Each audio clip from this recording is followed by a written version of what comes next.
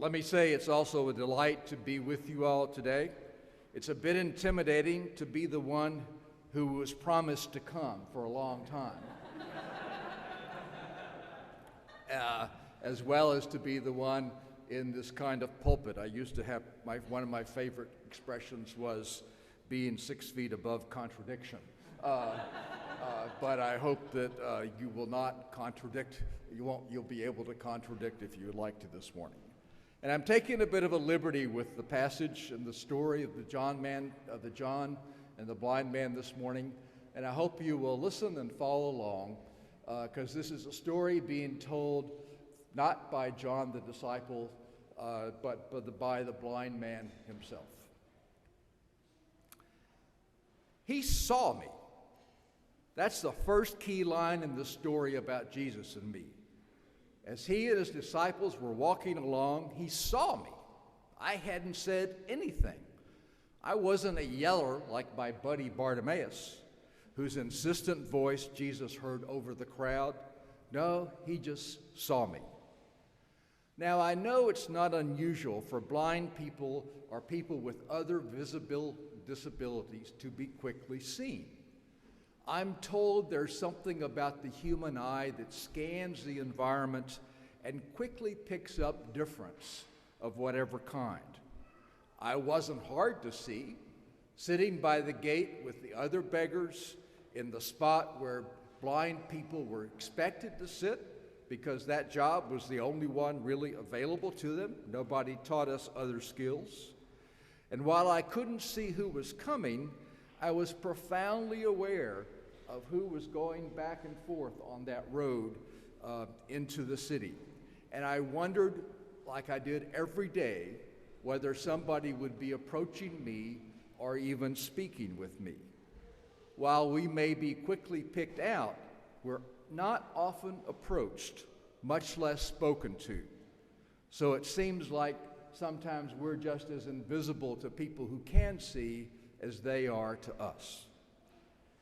Then, wouldn't you know it, his disciples speak, and before anybody has said hello or who are you and who am I, I'm the occasion for a theological question. Rabbi, who sinned, this man or his parents? Who was that he was born blind? And I have to tell you, that's not the first time I've heard that someone repeat that common assumption about why I was blind. Behind their who sinned question is the question of why, the question human beings so quickly ask when encountering or facing something that they assume causes suffering, or something unexpected and unwanted that disrupts their sense of control over their life's journey. So there's sometimes an answer to that question, like when blindness is caused by a disease, or lameness by physical violence or war, or a brain injury by falling out of a chariot. But when someone's born with a disability, the question's harder. Maybe it runs in the family. But it's kind of funny. People seem to want to ask that question about disability much more than they do about asking about when somebody gets an illness or dying from an infection. Maybe they think it's because everybody can get those kinds of diseases or health conditions, but only some people get a disability from the get-go. Do they have something to learn? Disability is the world's most inclusive minority. Anybody can join anytime in the blink of an eye. And everyone, like it or not, will spend some part of their life, usually in their later years, with some form of disability. None of us are invulnerable. So usually there's not a good answer to the why question, but does there have to be a reason? Does there have to be a reason for my being born blind? Not every living thing on this earth comes to life in perfect condition. In fact, every living thing comes with limits and with imperfections, but it doesn't keep them from thriving and from growing.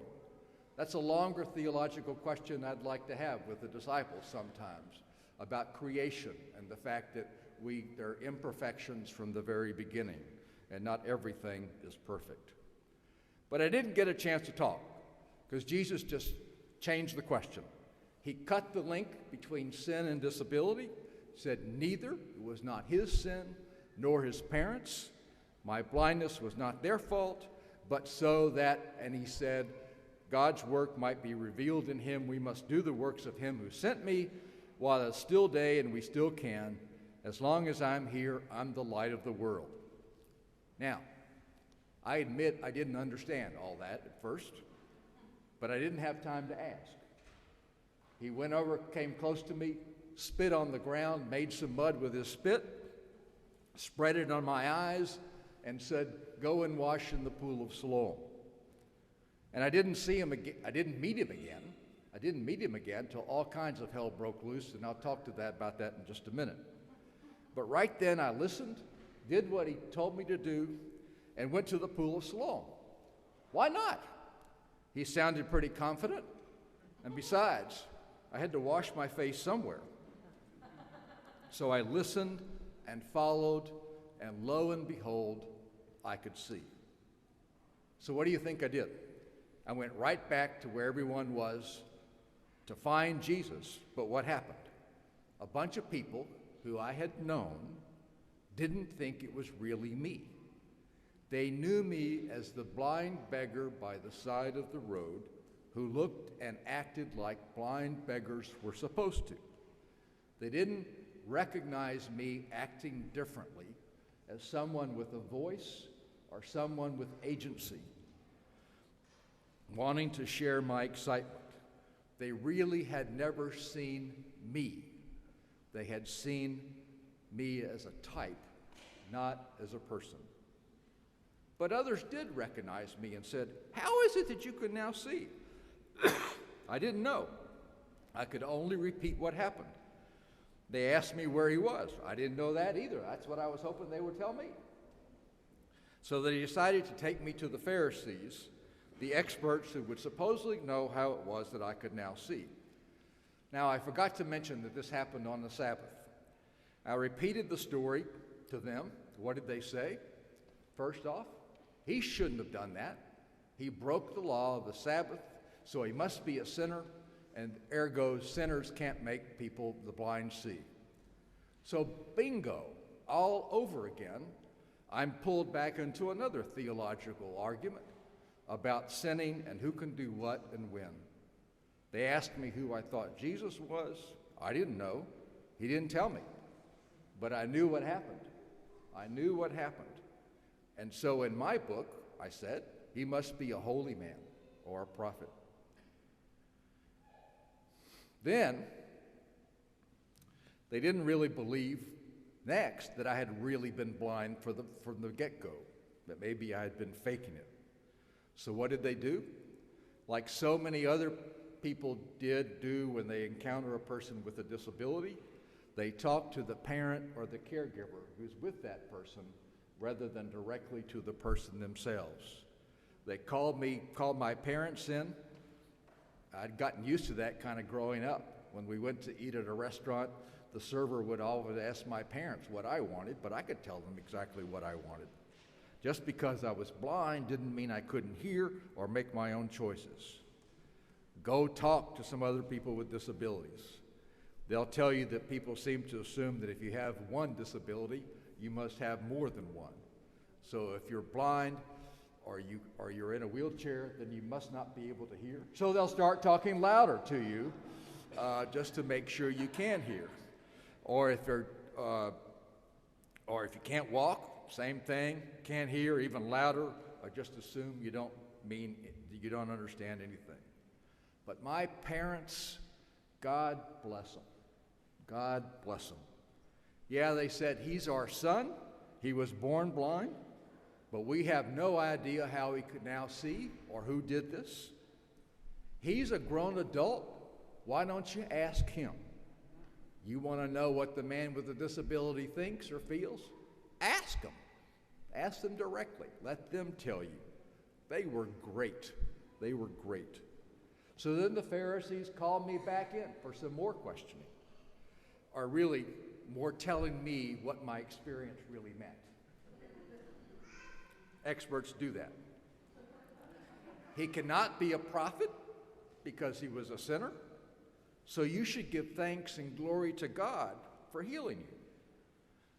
What is it with this fascination about sinning and ruling somebody out by category?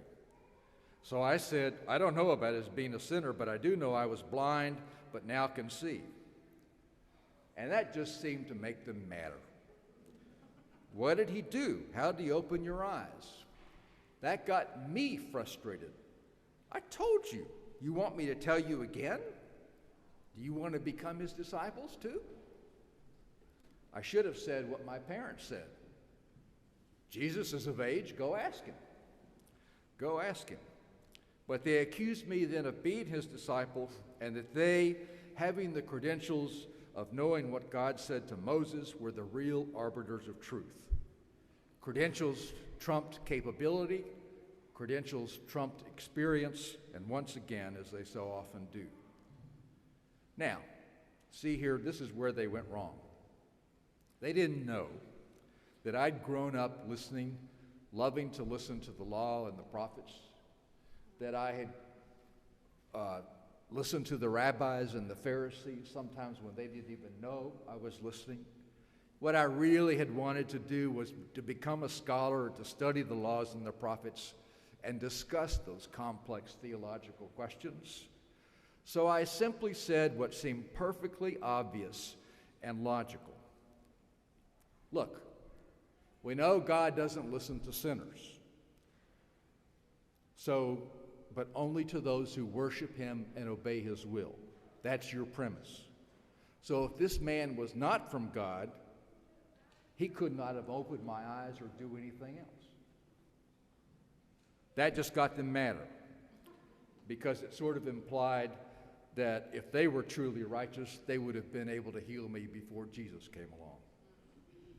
It was kind of like my friend who got so tired of people telling him that if his faith was strong enough, he could be healed. My friend heard that one too many times, and the next time somebody came up and said that to him, he said back to them, you know, if your faith was strong enough, you could cure me. If your faith was strong enough, you could cure me.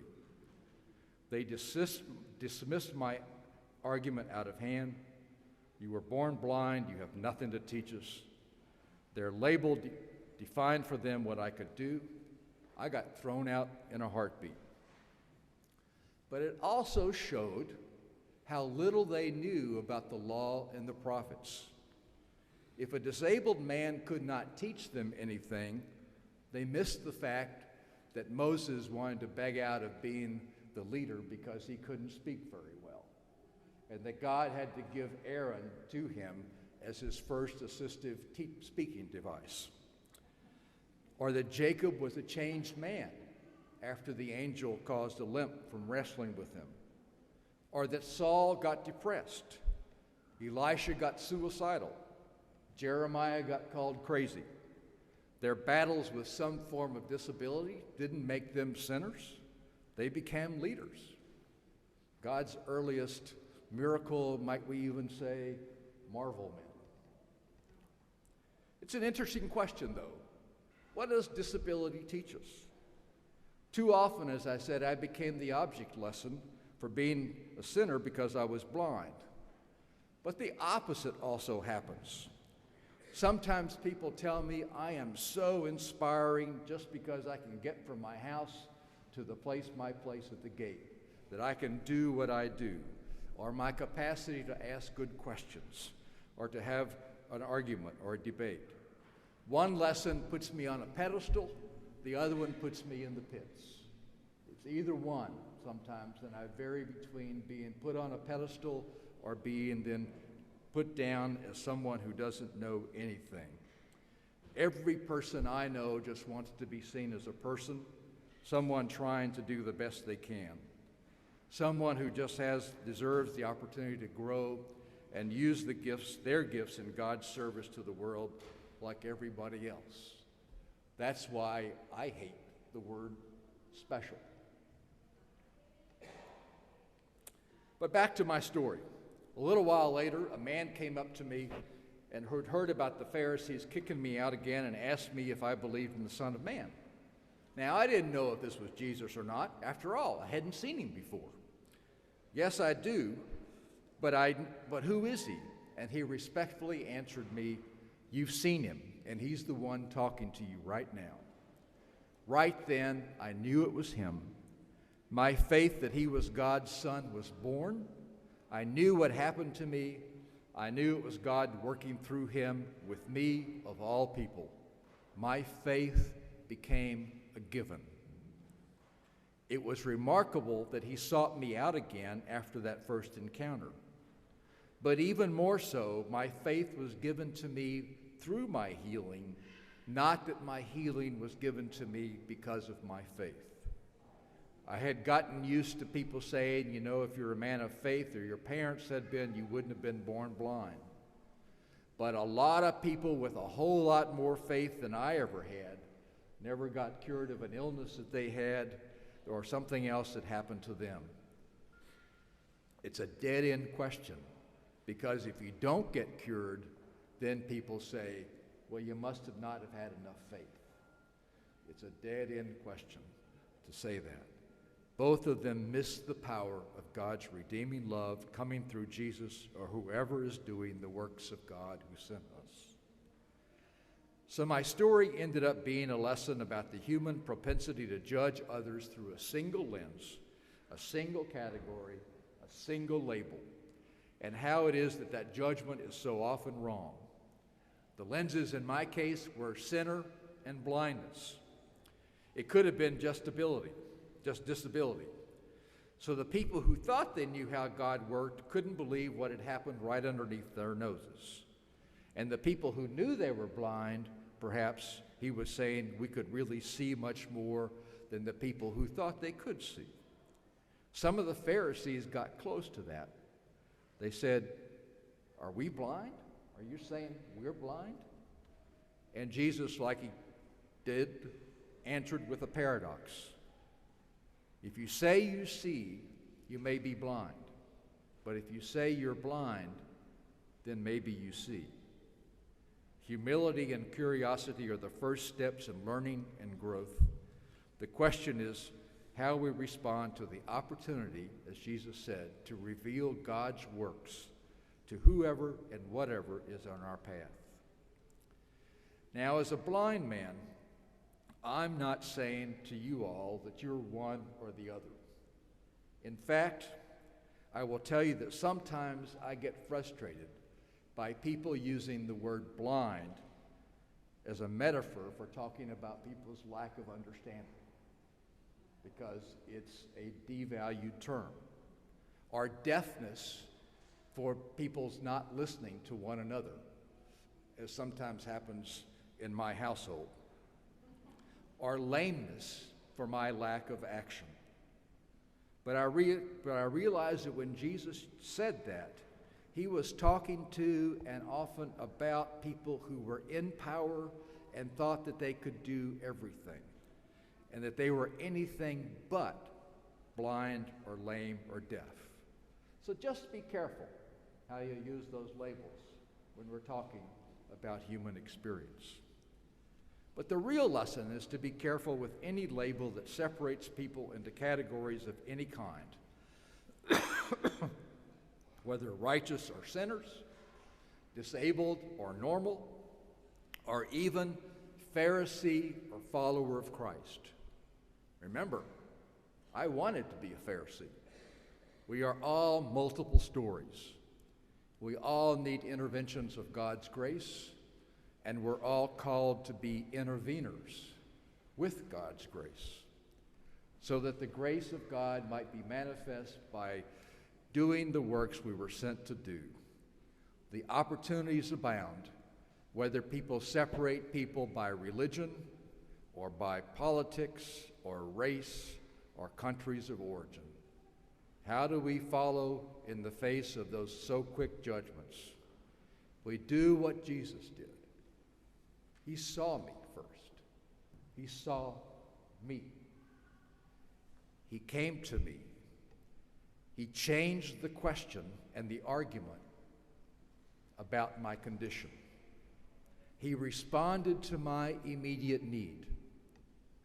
He acted like when he had the opportunity. He sent me out, sent me forth, and the end asked me to hold on to my experience of grace and what happened in the face of judgment and intimidation and fear. And he followed up to see how I was. He sent, he came, he acted, he followed up to see how I was.